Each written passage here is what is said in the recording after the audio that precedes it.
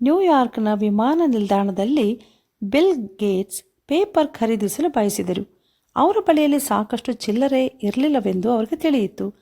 ಆದುದರಿಂದ ತೆಗೆದುಕೊಂಡಂತಹ ಪೇಪರನ್ನು ಅಂಗಡಿಯವನಿಗೆ ಹಿಂದಿರುಗಿಸಿದರು. ಇದು ಅವರು ಇನ್ನೂ ಐಶ್ವರ್ಯವಂತ ಅಥವಾ ಪ್ರಸಿದ್ಧನಾಗುವ ಮೊದಲು ನಡೆದದ್ದು.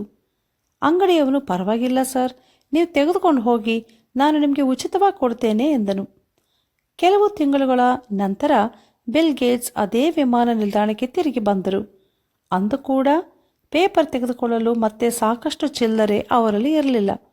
ಅಂಗಡಿಯವನು ಮತ್ತೆ ಪೇಪರನ್ನು ಉಚಿತವಾಗಿ ಕೊಟ್ಟನು. ಆದರೆ ಈ ಸಲ ಬಿಲ್ ಗೇಟ್ಸ್ ನಿರಾಕರಿಸಿದರು.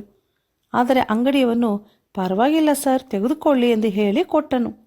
ಅನೇಕ ವರ್ಷಗಳ ನಂತರ ಬಿಲ್ ಗೇಟ್ಸ್ ದೊಡ್ಡ ವ್ಯಕ್ತಿಯಾದಾಗ ಅವರಿಗೆ ಆ ಅಂಗಡಿಯವನ ಜ್ಞಾಪಕ ಬಂದಿತು. ಬಿಲ್ ಗೇಟ್ಸ್ ಅವನನ್ನು ಹುಡುಕಿ ಕಂಡುಹಿಡಿದು ಅವನೊಡನೆ, ನನ್ನ ನೆನಪಿದೆಯಾ? ನೀನು ನನಗೆ 2 ಬಾರಿ ಪೇಪರನ್ನು ಉಚಿತವಾಗಿ ಕೊಟ್ಟಿರುವೆ. ನಾನು ಈಗ ಹಣವನ್ನು ಹಿಂತಿರುಗಿಸಲು ಬಯಸ್ತೇನೆ.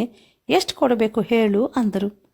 ಆಗ ಅಂಗಡಿಯವನು, ಸರ್, ನಾನು ಬಡವನಾಗಿದ್ದಾಗಲೇ ನಿಮಗೆ ಸಹಾಯ ಮಾಡಿದ್ದೇನೆ. ಆದರೆ ನೀವು ಜಗತ್ತಿನಲ್ಲಿಯೇ ಅತಿ ಶ್ರೀಮಂತ ವ್ಯಕ್ತಿಯಾದ ಮೇಲೆ ಸಹಾಯ ಮಾಡಲು ಬಯಸ್ತೀರಿ. ನೀವು ನನ್ನೊಂದಿಗೆ ಹೊಂದಲು ಹೇಗೆ ಸಾಧ್ಯ ಎಂದನು.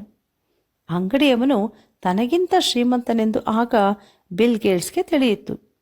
ಯಾರಿಗಾದರೂ ಸಹಾಯ ಮಾಡಲು ಶ್ರೀಮಂತನಾಗಲು ಕಾಯಬೇಕಾಗಿಲ್ಲ. ಶ್ರೀಮಂತ ಹೃದಯವನ್ನು ಹೊಂದಿದವರೇ ಅತ್ಯಂತ ಐಶ್ವರ್ಯವಂತರು ಹೊರತಾಗಿ ಹೆಚ್ಚಾಗಿ ಹಣ ಹೊಂದಿದವರಲ್ಲ. ಯಾವಾಗಲೂ ನಾವು ಸಹಾಯ ಮಾಡುವುದರಲ್ಲಿ ಮುಂದಿನವರಾಗಿರಬೇಕು.